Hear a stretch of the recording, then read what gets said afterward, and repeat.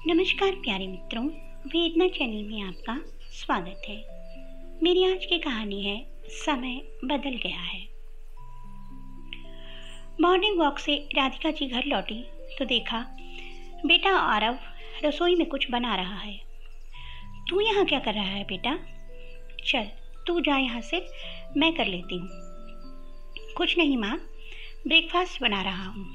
पर तुम क्यों बना रहे हो? मैं बना लेती हूँ ना। आप जाओ मम्मा, अपना अखबार पढ़ो, मैं सबके लिए ब्रेकफास्ट वहीं लेकर आता हूँ। लेकिन बेटा तुम काम करोगे और मैं बैठी रहूँ, क्या अच्छा लगता है? मम्मी यार, आप भी ना बहुत जिद करने लगती हो। मैंने कहा ना मैं कर लूँगा, तो आप जाओ ना। बेटे ने फिर से कहा तो राधिका जी रसोई से बाहर निकल गई। लीजिए मम्मी जी, आपका हिंदी का अखबार। वहीं अंग्रेजी अखबार लेकर बैठी बहू नव्या ने कहा तो राधिका जी भी सोफे पर आकर बैठ गई और अखबार में नजरें गड़ा ली। लेकिन अखबार पढ़ने में दिल नहीं लगा। एक बार फिर अखबार से नज़र हटाकर रसोई की ओर देखा। बेटा बड़ी तन्मयता से ब्रेकफास्ट बनाने में लगा था। अब एक नज़र बगल में बैठी बहू पर डाली। कितना समय बदल गया था, लोगों की सोच कितनी बदल गई। कितनी अच्छी किस्मत है मेरी बहू की, भगवान ऐसी किस्मत सबको दे। यही सब सोचते हुए मन अनायास ही पुरानी यादों में खो गया। लेकिन बेटा यह तो बहू की ढिठाई है ना, खाना बनाकर रख दिया और जाकर सो गई। किसी ने खाया कि नहीं खाया कोई फर्क नहीं पड़ता। उसे पता है तुम इस सब 12 बजे रात को खाना खाए। मैं, पूनम और तुम्हारे पापा आवाज़ देते रह गए, लेकिन वह अपने कमरे से बाहर नहीं निकली। कमरे से बाहर क्यों निकलेगी? राह देखते देखते जब यह नहीं निकली तब तुम्हारी बहन पूनम खाना निकाल कर लाई। इतना सुनते ही मेरी घबराहट बढ़ने लगी। हे भगवान, अभी अभी तो काम से आए हैं, भूखे प्यासे हैं, खाना भी नहीं खाने दिया और शिकायतें शुरू हो गई। मैं फटाफट चाय बनाकर पति को पकड़ाकर अपने कमरे में चली गई। मुझे घबराहट इतनी हो रही थी कि ना तो मैं शांति से बैठ पा रही थी और ना ही एक जगह खड़ी हो पा रही थी। बस कमरे में इधर से उधर आपाधापी कर रही थी। लगता है आज फिर घर में भूचाल आ जाएगा। मैं भी ना इतनी कोशिश के बावजूद एक ना एक गलतियां कर ही देती हूँ। मन में बोलते हुए दरवाजे से झांकने लगी। माँ, कैसी बातें कर रही हो? तुम देख नहीं रही, उसका 8वां महीना चल रहा है, तबीयत भी ठीक नहीं रहती। मैं अक्सर देखता हूँ, कभी कमर में तो कभी पेट में दर्द रहता है, और तो और उसको अब उल्टियाँ भी होती हैं। हो सकता है तबीयत ठीक नहीं हो। क्यों छोटी सी बात को इतना बड़ा कर रही हो? खाना तो बना हुआ था ना, लेकर खाने में क्या हर्ज था? और आपने खा लिया हो तो हो गई बात ख़त्म। मैं समझा देती हूँ, आगे से ऐसा ना करे। पति की बात सुनकर मुझे थोड़ी तसल्ली मिली। हुआ कुछ यूँ कि कल मुझे दिन भर कमर में हल्का हल्का सा दर्द होता रहा। मैंने सासू माँ को कहा भी तो उन्होंने कहा इस समय यह सब सामान्य बातें हैं। दिन भर किसी तरह तो काम कर लिया, पर रात में खाना बनाने का बिल्कुल मन नहीं हो रहा था। लग रहा था कब बिस्तर पर चली जाऊं। फिर भी मैंने किसी तरह खाना बना दिया और ननद पूनम को कह दिया सबको परोस कर दे देना। मैं थोड़ा लेटने जा रही हूँ, मैं अब और खड़ी नहीं रह सकती। मैं तो बस बिस्तर पर लेटने ही गई थी, पर पता नहीं कब आँख लग गई और इतनी गहरी नींद में सोई कि रात के 2 बजे आँख खुली। भूख काफ़ी तेज लग रही थी। कुछ देर के लिए समझ नहीं पाई इतनी रात को अचानक मुझे भूख क्यों लगी। मैं बिस्तर से उतरी कि अचानक सब याद आया। मैं झटके में रसोई में आई तो देखा सब खाना खाकर सो चुके थे। ओह, किसी ने मुझे जगाया भी नहीं। रसोई की बत्ती जल रही थी, जूठे बर्तन यहाँ वहाँ बिखरे पड़े थे।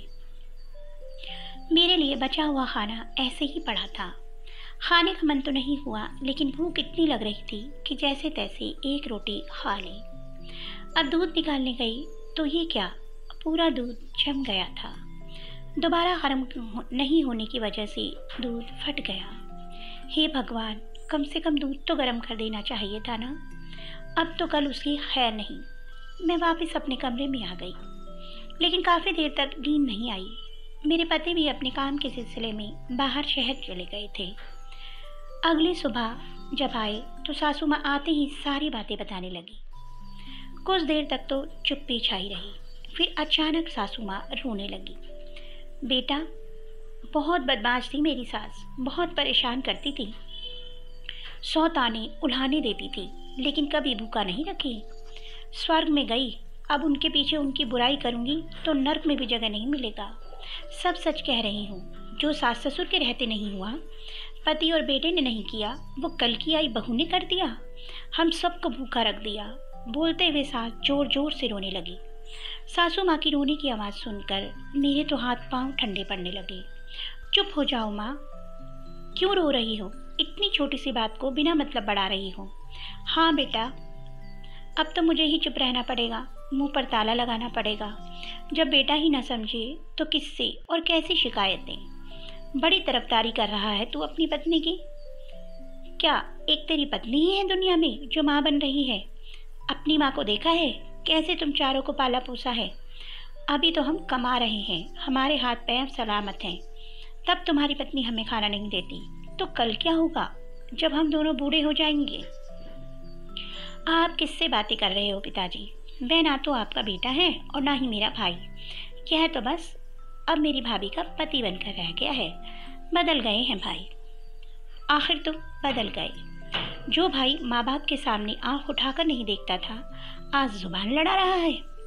तुम्हें क्या लगता है भाई, माँ पिताजी झूठ बोल रहे हैं? बोलते हुए बहन भी जोर जोर से रोने लगी। यह सब देखकर वही हुआ जो तीनों चाहते थे।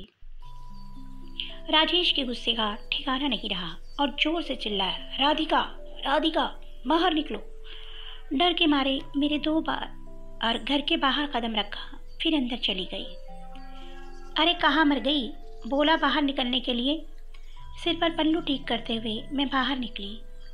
तुम्हारी हिम्मत कैसे हुई मेरे माँ बाबूजी को खाना नहीं देने की? मैंने मन ही मन सोच लिया था कि मुझे अपनी सफाई में क्या बोलना है, लेकिन सबके सामने मेरी बोलती बंद हो गई।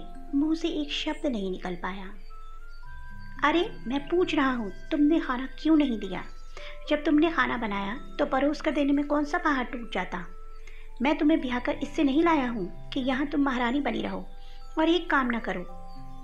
लेकिन मैंने पूनम दीदी से कहा सबको परोस देने के लिए। पूनम से क्यों कहा?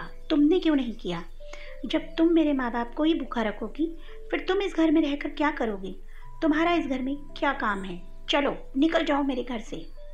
बोलते हुए राजेश ने मेरी बाह पकड़ आंगन के बाहर कर दिया। मेरी जोर से सिसकियां निकल पड़ी, जो सामने में रह रही बड़ी ताई जी ने देख लिया और वह दंदनाती हुई आंगन में आई। यह क्या है सरला, क्यों बहू को इस घर के बाहर कर दिया? मैं नहीं जानती कि क्या हुआ तुम सबके बीच में, लेकिन कम से कम इतना तो सोचो कि वह पेट से है, पूरा महीना चल रहा है, थोड़ा तो तरस खा। और तू क्या इतना नमक मिर्च लगाती रहती है?